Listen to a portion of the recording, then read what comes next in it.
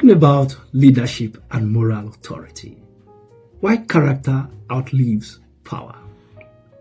Have you ever asked yourself, why do some leaders command obedience but never earn respect? Why do some leaders hold power yet completely lose influence? Why do some leaders remain influential even long after they leave office? The answer is not in intelligence, it is not in charisma, it is not even in the positions they held. The answer is in moral authority. For this week, I want to tell you something very important. That is, in the long run, leadership without moral authority will always collapse. So if you are a leader, an aspiring leader, a public servant, a faith leader, or a professional seeking influence, this conversation may be one of the most important leadership lessons you will ever hear. Welcome again to the leadership journey. And let's go to the core of the matter. What is moral authority?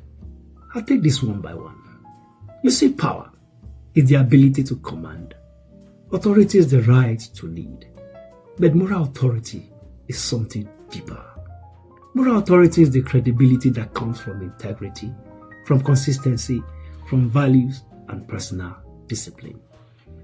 It is the kind of authority that makes people follow you, even when you cannot enforce obedience.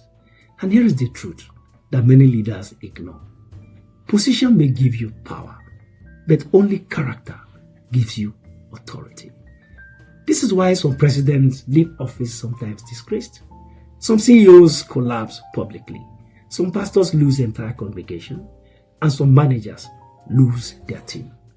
Not because they lacked intelligence, but because they lost moral authority along the way. Now put this across to you as usual. Dear leader, if tomorrow you lost your title, will people still trust your leadership? Now, why is moral authority the foundation of leadership? You see, leadership is not sustained by laws alone. It is sustained by trust.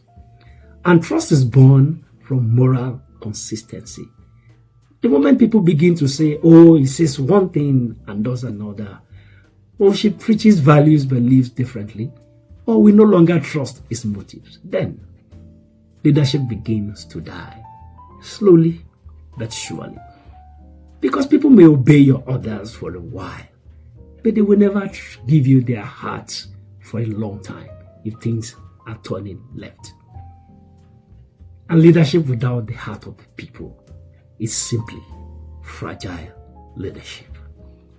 Let me now give you some real-life examples of moral authorities. I'll start with Abraham Lincoln, former president of the United States. Abraham Lincoln led America through one of his darkest moments, the Civil War. But what made Lincoln extraordinary was not military strength. It was moral clarity. That is, he refused to preserve the Union at the expense of justice.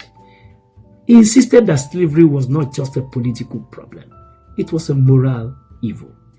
And when the war ended, instead of revenge, Lincoln spoke of malice towards none and charity for all. Even his enemies trusted his moral intention because of this.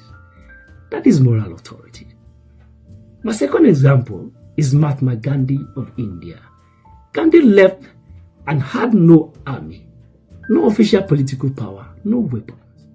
Yet, he defeated one of the greatest empires in history. Why? Because his authority was not institutional. It was moral.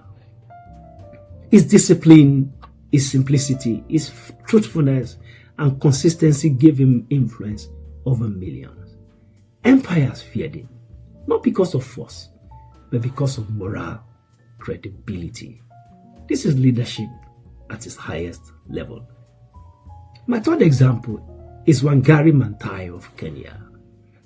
That's a leader from Africa. Wangari was an environmental activist, a Nobel Peace Prize winner.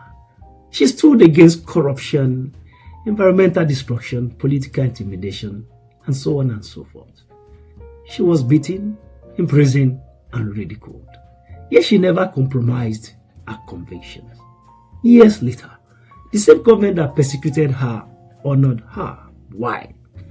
Because moral authority always outlives political power. Now, what are the dangers of leadership without moral authority?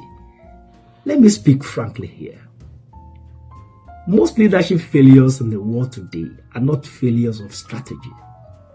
They are failures of character. The likes of corruption, abuse of power, sexual scandals, financial misconduct, manipulation, hypocrisy, and so on. And here is the painful truth. The higher you rise without moral authority as a leader, the louder your fall will be. Because leadership amplifies who you already are. I said this before.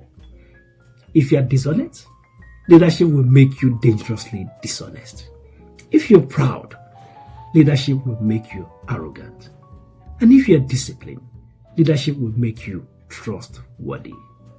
This is why moral authority is not optional. In fact, it is the insurance policy of leadership.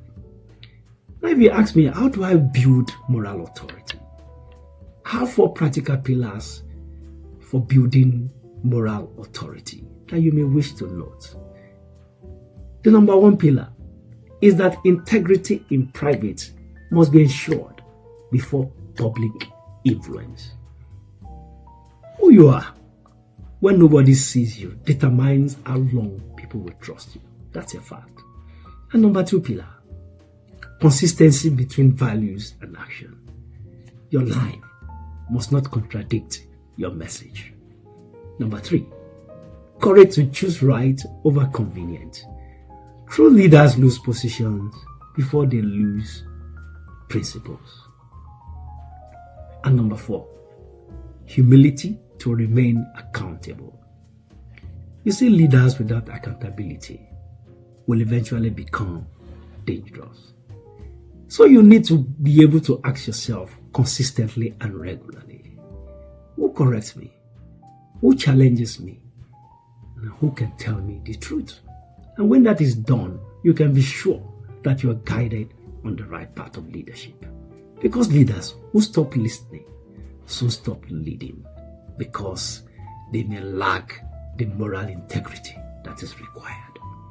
Now for a closer reflection, I'll end with this thought. Power can be taken from you, position can be removed, titles can expire, but moral authority stays with you for life. And long after people forget your policies, they will always remember your character. Now let me ask you this last question in this session.